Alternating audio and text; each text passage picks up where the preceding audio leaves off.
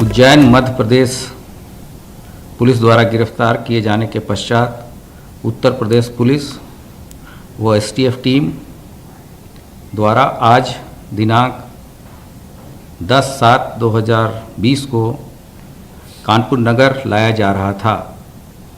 कानपुर नगर भौंती के पास प्रातः 6:30 बजे पुलिस के उक्त वाहन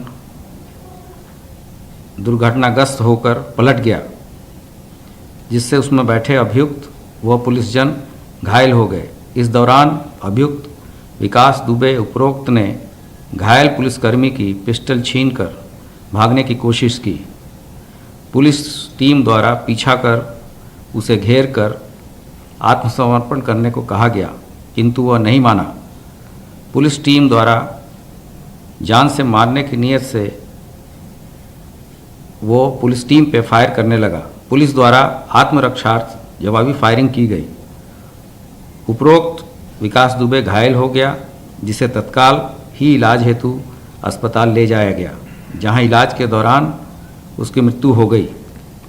इस पूरे प्रकरण में जो पुलिसकर्मी घायल हैं वो 4 सिविल पुलिस के लोग घायल हैं, जिसमें 3 सब इंस्पेक्टर हैं, 1 कांस्टेबल है तथा एसटीएफ के 2 कमांडो को भी गंभीर चोटें आई हैं। इस प्रकार इस अभियोग में टोटल 21 अभियुक्त नामजद थे तथा 60 से लेकर 70 लोग अन्य अभियुक्त थे, जिसमें से अब तक 3 लोग गिरफ्तार किए जा चुके हैं, 6 अभियुक्त मारे जा चुके हैं। 120B के अंतर्गत 7 लोगों की गिरफ्तारी हो करके जेल भेजा गया है तथा अभी भी 12 इनामिया बदमाश अभी भी वांछित चल रहे हैं।